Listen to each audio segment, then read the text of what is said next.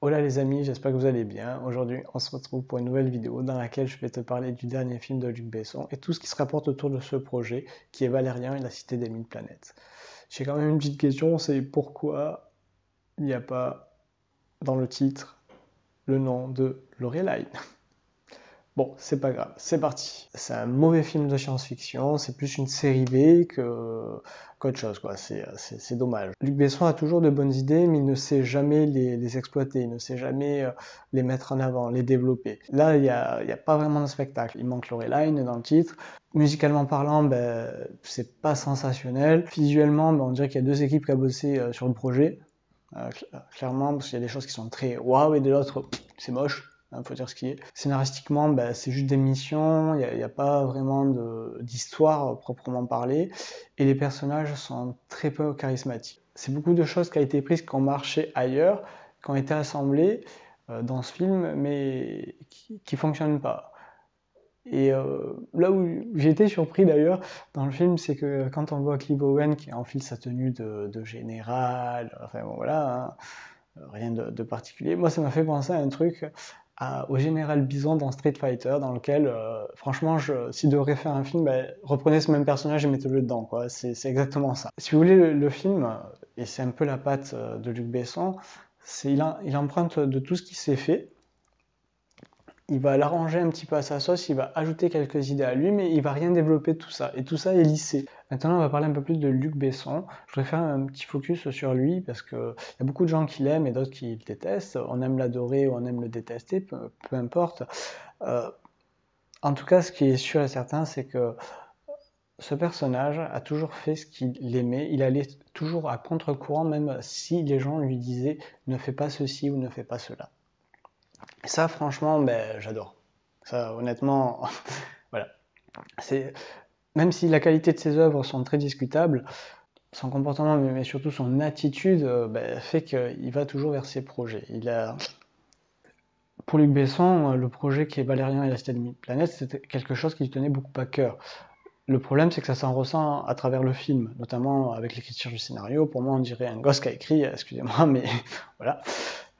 Et surtout, ben, c'est très candide pendant tout le long du film. J'ai pas l'impression d'être dans un film de science-fiction. Donc, le fait qu'il n'a pas su s'entourer pour écrire un scénario, donc il n'a pas pu développer des idées, il n'a pas pu les confronter pour savoir si elles étaient bonnes. Il a écrit un scénario qui se décompose en 3 films. D'où la faiblesse en fait du premier, c'est que déjà il est trop superficiel, il ne s'entoure pas et il étale. Quand même vous avez un projet qui vous tient à cœur, il faut avoir cette maturité, ce recul nécessaire vis-à-vis du projet. C'est-à-dire qu'il faut pouvoir se mettre en retrait, aller chercher les personnes qui peuvent vous aider parce que vous avez peut-être une idée, une vision générale, mais vous n'êtes pas un spécialiste sur tout. Il faut savoir s'entourer des bonnes personnes.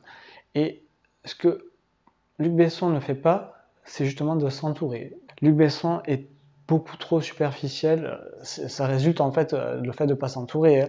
Mais il est beaucoup trop superficiel dans le sens où il ne développe pas les idées, il a de bonnes idées, il va piocher à droite, à gauche, de la culture populaire et autres, peu importe, mais il va pas développer, il va assembler et voilà, c'est fait.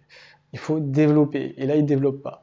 Et comme il reste trop superficiel, ben, c'est pour ça qu'il a conçu en fait son scénario en 3 films. Voilà, donc ça s'en ressent aussi dans le film, hein, c'est malheureux, mais c'est comme ça. Donc ça, il faut, en termes de gestion de projet, ça s'applique à tout, que ce soit un film, un livre, peu importe, tout, informatique, tout. Il faut savoir prendre du recul face à la situation et savoir s'entourer.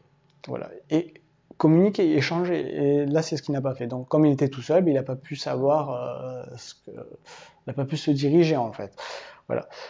Ensuite, comme il est trop superficiel, il faut faire attention de ne pas être aussi trop perfectionniste. Ce qu'on a pu voir il y a quelques temps de cela avec les frères et sœurs Wachowski qui nous ont sorti le film Jupiter Ascending, qui est bien. Mais à la différence du film de Luc Besson, c'est que là, il est trop perfectionné, ils ont trop voulu dire de choses dans un film. Alors, il faut trouver un équilibre entre trop dire et pas assez. Ce qui est important, c'est qu'il faut savoir trouver dans tout projet que l'on fait, que ce soit informatique, créatif, entreprise, peu importe, peu importe, il faut trouver un équilibre entre le côté superficiel et perfectionniste. Il existe une multitude d'outils pour les réussir, mais je voudrais vous en présenter une assez rapidement, qui est très intéressante. Elle a été créée par Walt Disney, d'où la stratégie Walt Disney.